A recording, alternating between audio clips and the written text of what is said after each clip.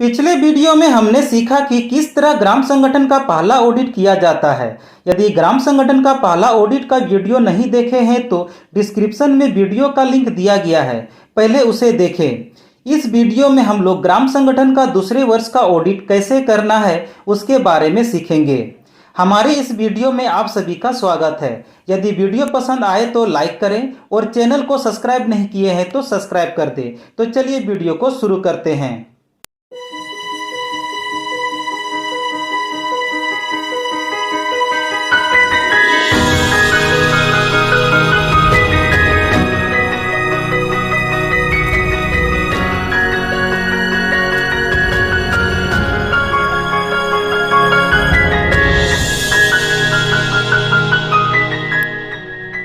ग्राम संगठन का दूसरे वर्ष के ऑडिट के लिए आवश्यक रजिस्टर एवं दस्तावेज। ग्राम संगठन के ऑडिट के लिए ग्राम संगठन का बैठक प्रस्ताव एवं उपस्थिति पुस्तक, ऋण पुस्तक, साधारण खाता बही पुस्तक, नगद पुस्तक, ग्राम संगठन सदस्यता पास पुस्तक और पिछले साल का ऑडिट रिपोर्ट की आवश्यकता पड़ेगी। तो चलिए दूसरे वर्ष का ऑडिट शुरू करते हैं। सबसे पहले हम लोग ग्राम संगठन के डीसीबी को तैयार करेंगे 1 वर्ष का। तो आप लोगों को पता है कि पिछले वीडियो में 21/8/2021 से 31 मार्च 2022 तक का ऑडिट किए थे। ये ग्राम संगठन का पहला ऑडिट था, पर यह ऑडिट ग्राम संगठन का दूसरे वर्ष का ऑडिट है, इसलिए 1 अप्रैल 2022 से 31 मार्च 2023 तक का ही बचत, किस्त और ब्याज को लेंगे। तो चलिए डीसीबी को बनाते हैं। सेकेंड ऑडिट के लिए डीसीबी को बनाने के लिए आवश्यक रजिस्टर, ऋण रजिस्टर, समूह पास पुस्तक और पिछले साल का ऑडिट डीसीबी का रिपोर्ट चाहिए। तो डीसीबी में पहला दिया है क्रम संख्या, जितना समूह है उसकी संख्या को लिखेंगे। आगे है समूह का नाम, ग्राम संगठन में जितना समूह जुड़ा है उसका नाम को यहाँ लिखेंगे।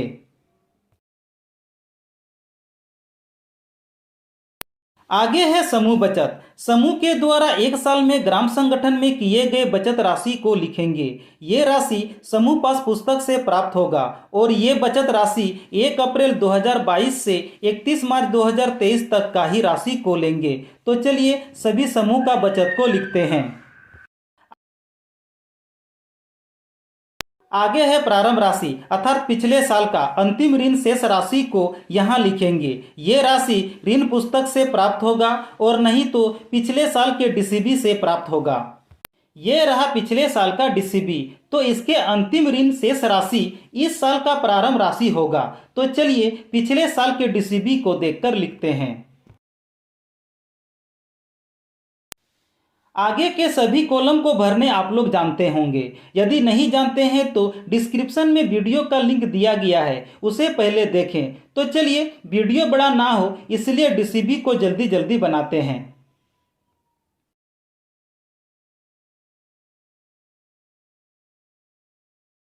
ठीक इसी तरह वीआरएफ का भी अलग डीसीबी बनाना है, तो इसे भी बना लेते हैं। दोनों डीसीबी को बनाने के बाद प्राप्त और भुगतान की सूची को बनाएंगे। ये रहा दूसरे वर्ष का प्राप्त और भुगतान सूची। यहाँ पर आप लोग दिनांक देख सकते हैं। तो यहाँ पर दूसरे वर्ष के पहले तारीख से वर्ष के अंतिम तारीख को लिखेंगे, अर्थात एक ऑडिट वर्ष 1 अप्रैल से दूसरे वर्ष के 31 मार्च तक को एक ऑडिट वर्ष कहते हैं। इसलिए पिछले ऑडिट 31 मार्च 2022 तक हुआ था, तो अगला ऑडिट 1 अप्रैल 2022 से 31 मार्च 2023 तक होगा। तो इस तारीख को यहाँ लिखेंगे। ये प्राप्त और भुगतान 8 भागों में बांटा गया है। पहला क्रम संख्या, दूसरा प्राप्त का विवरण, तीसरा साधारण खाता बही पृष्ठ संख्या, चौथा राशि, पांचवा क्रम संख्या, छठा भुगतान का विवरण, सातवां साधारण खाता बही पृष्ठ संख्या और 8वां राशि का कॉलम है। प्राप्त का विवरण के तरफ देखें तो यहाँ पर प्रारंभ राशि लिखा है और उसके आगे नगद और बैंक लिखा है। साधारण खाता बही पृष्ठ संख्या के कॉलम में डैश कर देंगे, क्योंकि साधारण खाता बही पृष्ठ में अंतिम शेष राशि नहीं लिखा जाता है। तो राशि के कॉलम में राशि लिखेंगे। राशि लिखने के लिए बैठक प्रस्ताव पुस्तक या नगद रजिस्टर से प्रारंभ राशि प्राप्त कर सकते हैं। ये राशि अप्रैल महीने के पहले बैठक में प्राप्त होगा। और तो और पिछले साल के ऑडिट रिपोर्ट में भी प्राप्त होगा। और तो और पिछले साल के ऑडिट रिपोर्ट में भी प्राप्त होगा। प्राप्त और भुगतान के सूची में भुगतान के तरफ में अंतिम शेष राशि इस साल का प्रारंभ राशि होगा। तो चलिए अंतिम शेष राशि को प्रारंभ शेष राशि में लिखते हैं। आगे है सदस्यों से वसूल हिस्साधन और समूहों से वसूल सदस्यता शुल्क। राशि को लिखेंगे। इसके लिए साधारण खाता बही को खोलेंगे, जिसमें समूह हिस्साधन खाता और समूह सदस्यता शुल्क खाता का पृष्ठ संख्या को यहाँ लिखेंगे और 1 अप्रैल 2022 से 31 मार्च 2023 तक वसूल हिस्साधन और सदस्यता शुल्क को जोड़कर यहाँ लिखेंगे। पिछले वर्ष का राशि को नहीं लेना है, क्योंकि 1 अप्रैल 2022 से 31 मार्च 2023 तक का ही ऑडिट कर रहे हैं, इसलिए कोई भी राशि को हम लोग 1 वर्ष का ही राशि को लेंगे। धर्मपुर आजीविका महिला ग्राम संगठन में कोई भी राशि हिस्साधन और सदस्यता शुल्क का नहीं आया है,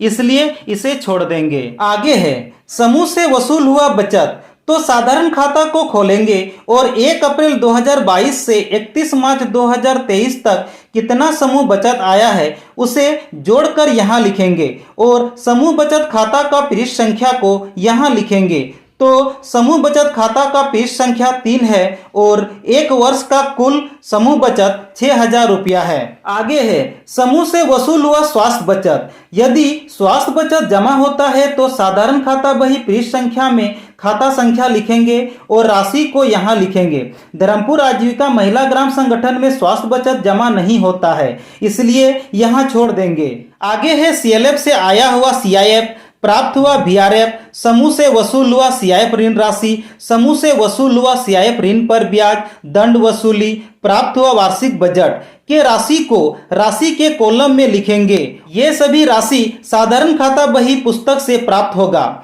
बार बार कह रहे हैं कि जो भी राशि ऑडिट के लिए लेंगे वह राशि 1 वर्ष का ही लेना है। 1 वर्ष का अर्थात 1 अप्रैल से दूसरे वर्ष के 31 मार्च तक। तो साधारण खाता से राशि को जोड़कर यहाँ लिखेंगे और उनके साधारण खाता बही पृष्ठ संख्या को यहाँ लिखेंगे। तो चलिए लिखते हैं। यदि ग्राम संगठन में बहुत ज्यादा लेन देन होता है तो प्राप्त और भुगतान का सूची बड़ा बनेगा, जैसे आगे है। इसमें बहुत सारे बिंदु है, लेकिन जो राशि ग्राम संगठन को प्राप्त हुआ है उसी के सभी राशि को लिखेंगे, जैसे सक्रिय महिला का मानदेय, सीएमटी का मानदेय, समूह से असुरक्षित परिवारों से किस्त वापसी, समूह से असुरक्षित परिवार ऋण पर ब्याज और सामुदायिक काय ऋण वापसी राशि और उसके साधारण खाता बही का पृष्ठ संख्या को यहाँ लिखेंगे। तो चलिए लिखते हैं।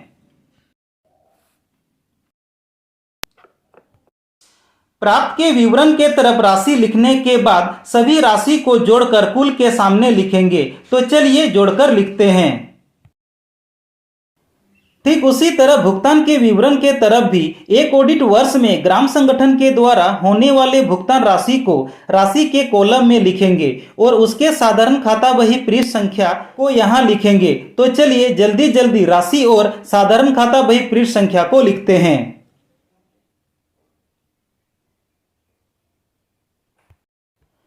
अब अंतिम शेष राशि। इसमें ग्राम संगठन का अंतिम माह का बैठक अर्थात 31 मार्च 2023 तक में अंतिम शेष राशि को यहाँ लिखेंगे। ये दोनों राशि ग्राम संगठन के बैठक प्रस्ताव पुस्तक एवं नगद पुस्तक को देखकर लिखेंगे। तो चलिए इसे लिखते हैं। अब सभी भुगतान राशि को जोड़कर कुल के सामने लिखेंगे। तो कुल राशि है 11,95,735 रुपया 58 पैसा। तो आप देखेंगे कि प्राप्त का विवरण का कुल राशि और भुगतान के तरफ का कुल राशि बराबर हो गया है। इसका मतलब ये हुआ कि आपका ग्राम संगठन का प्राप्त और भुगतान सूची सही बना है। अब हम लोग ग्राम संगठन का आय व्यय सूची बनाएंगे। इसके लिए अभी हमने प्राप्त और भुगतान बनाए हैं, उसकी सूची से ही ग्राम संगठन का इस साल का आय व्यय सूची को तैयार करेंगे। तो ये रहा आय व्यय सूची फॉर्मेट और ये रहा ग्राम संगठन का इस साल का प्राप्त और भुगतान की सूची। तो चलिए आय व्यय सूची को तैयार करते हैं। सबसे पहले व्यय के विवरण को भरने सीखेंगे। तो प्राप्त और भुगतान सूची में व्यय की राशि को पता करते हैं। तो व्यय राशि है सीएलएफ को ऋण पर वापसी ब्याज, बीओए का मानदेय, बैठक खर्च, सफर खर्च, स्टेशनरी खर्च और बैंक कमीशन ग्राम संगठन का 1 साल का व्यय राशि है। साधारण खाता बही पृष्ठ संख्या के सामने पृष्ठ संख्या और राशि के सामने राशि लिखेंगे। तो चलिए लिखते हैं।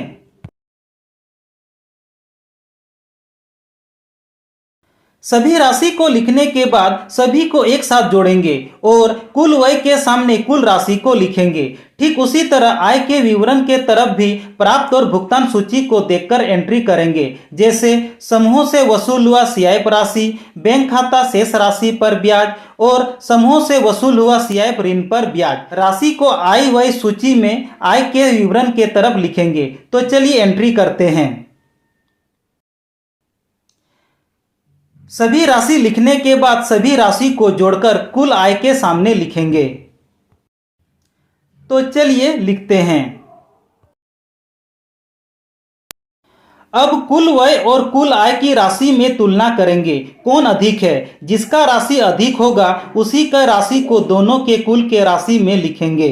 तो कुल आय की राशि अधिक है, इसलिए दोनों कुल में कुल आय की राशि लिखेंगे। अब यहाँ पर कुल आय से कुल व्यय को घटाएंगे और जितना राशि प्राप्त होगा उसे व्यय से अधिक आय के सामने लिखेंगे, जैसे हम कर रहे हैं। 29,773 रुपया 58 पैसा को घटाएंगे 28,014 रुपया 57 पैसा से, तो हमें प्राप्त होगा 1,759 रुपया 1 पैसा। इस तरह आय व्यय की सूची को तैयार करना है। आगे है संपत्ति और दायित्व सूची। दिनांक के सामने 31 मार्च 2022 को लिखेंगे। संपत्ति और दायित्व सूची बनाने के लिए इस साल का प्राप्त और भुगतान सूची, आय व्यय सूची जो अभी हमने बनाया, इन दोनों की जरूरत पड़ेगी और पिछले साल का ऑडिट का संपत्ति और दायित्व सूची चाहिए, तभी जाकर इस साल का संपत्ति और दायित्व सूची तैयार होगा। ये रहा इस साल का प्राप्त और भुगतान सूची, आय व्यय सूची और पिछले साल का संपत्ति और दायित्व सूची। ये रहा संपत्ति और दायित्व सूची का फॉर्मेट। इस फॉर्मेट को 8 भागों में बांटा गया है।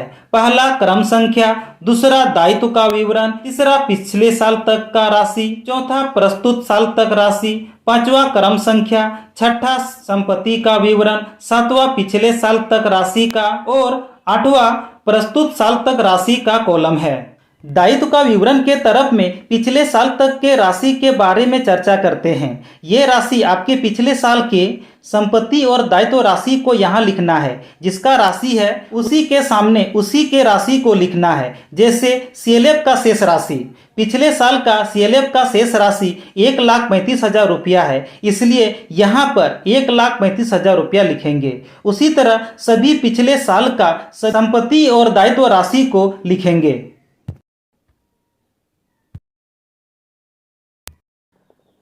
अब सभी राशि को लिखने के बाद इस साल का सीएलएफ ऋण शेष राशि को निकालेंगे। तो इस साल सीएलएफ से सीआईएफ 5 लाख रुपया प्राप्त हुआ है और 2 लाख रुपया सीएलएफ को भुगतान किया गया है। तो और 3 लाख रुपया सीएलएफ को वापसी करना है, इसलिए पिछले साल का सीआईएफ शेष राशि 1,35,000 रुपया और इस साल का सीआईएफ शेष राशि 3 लाख रुपया को जोड़कर यहाँ लिखेंगे। कुल राशि हुआ 4,35,000 रुपया। आगे है वीआरएफ राशि। तो वीआरएफ राशि 1 लाख रुपया प्राप्त हुआ था, जिसमें 5,000 रुपया सामुदायिक सुरक्षा कार्य हेतु खर्च किया गया, जो राशि प्राप्त नहीं होगा, इसलिए यहाँ पर वीआरएफ का राशि 95,000 रुपया लिखेंगे। आगे है समूह का बचत। तो इस साल का कुल बचत और पिछले साल तक का कुल राशि को जोड़कर यहाँ लिखेंगे। तो पिछले साल का 2,000 रुपया और इस साल का 6,000 रुपया दोनों को जोड़कर यहाँ लिखेंगे। उसी तरह समूह का हिस्साधन में भी इस साल कोई हिस्साधन नहीं प्राप्त हुआ है, इसलिए पिछले साल का हिस्साधन राशि को ही यहाँ लिखेंगे। आगे है वार्षिक बजट। तो धर्मपुर आजीविका महिला ग्राम संगठन को वार्षिक बजट 50,000 रुपया प्राप्त हुआ है, इसलिए 50,000 रुपया को यहाँ लिखेंगे। आगे बहुत सारे बिंदु है। यदि आपके ग्राम संगठन के अकॉर्डिंग राशि वापसी करना है, उस राशि को आगे के बिंदु के सामने लिखेंगे। आगे है आय व्यय खाता से लाया गया राशि, अर्थात इस साल का आय व्यय सूची से प्राप्त व्यय से अधिक आय राशि को पिछले साल के आय राशि के साथ जोड़कर यहाँ लिखेंगे और सभी राशि को जोड़कर कुल के सामने लिखेंगे। तो चलिए जोड़कर लिखते हैं। अब संपत्ति के विवरण के तरफ अंतिम शेष राशि में नगद और बैंक के सामने इस साल का अंतिम शेष राशि को लिखेंगे जो प्राप्त और भुगतान सूची से प्राप्त होगा। आगे है समूह के ऊपर ऋण शेष राशि, अर्थात अब कितना सीआईएफ राशि समूह से ग्राम संगठन में आना बाकी है। तो ग्राम संगठन के द्वारा जितना राशि भुगतान किया गया है उसे कुल वसूल राशि से घटा देंगे। जैसे इस साल समूह को 5 लाख रुपया भुगतान किया गया था और 4,75,000 रुपया समूहों ने वापसी कर दिया है, तो शेष राशि 25,000 रुपया को पिछले साल के 1,25,000 रुपया से जोड़कर यहाँ लिखेंगे। तो कुल राशि हुआ 1,50,000 रुपया। आगे सीएलएफ में हिस्साधन, तो अभी तक ग्राम संगठन एक बार हिस्साधन जमा किया है, इसलिए यहाँ 1,000 रुपया ही लिखेंगे। आगे है सीएलएफ में बचत जमा। इस साल ग्राम संगठन सीएलएफ में कुल बचत 1,200 रुपया बचत जमा किया है और पिछले साल 300 रुपया जमा किया था, तो दोनों राशि को जोड़कर यहाँ लिखेंगे। तो कुल राशि हुआ 1,500 रुपया। आगे है समूह सदस्य के ऊपर वीआरएफ ऋण शेष राशि, अर्थात अब कितना वीआरएफ राशि समूह या सदस्य के पास है। इसके लिए कुल भुगतान वीआरएफ राशि से वसूल वीआरएफ राशि से घटाएंगे और जो राशि प्राप्त होगा उसे यहाँ लिखेंगे। जैसे कुल 28,000 रुपया वीआरएफ राशि भुगतान किया गया था और 65,000 रुपया वसूल किया गया, तो शेष राशि हुआ 21,500 रुपया, तो इसे यहाँ लिखेंगे और सभी राशि को जोड़ेंगे। तो चलिए जोड़ते हैं। अब दोनों तरफ कुल के राशि को देखेंगे तो पता चलेगा कि दोनों राशि बराबर हो गया है, तो आपका ऑडिट सही है। इसी तरह दूसरे साल का ग्राम संगठन का ऑडिट करने सीख लिए। ठीक इसी तरह तीसरे साल, चौथा साल या 5वां साल का क्यों ना हो, सभी का ऑडिट इसी तरह होगा। वीडियो पसंद आए तो लाइक करें, चैनल को अभी तक सब्सक्राइब नहीं किए हैं तो सब्सक्राइब कर दें। आपके लिए कई घंटों के मेहनत के बाद वीडियो बना पाते हैं। हमारे हौसला को बढ़ाने के लिए वीडियो को लाइक करें। यदि किसी भी प्रकार की दिक्कत हो तो हमें कमेंट करें और चैनल को सब्सक्राइब नहीं किए हैं तो सब्सक्राइब कर दें और अपने दोस्तों को भी शेयर कर दें। तब तक के लिए धन्यवाद।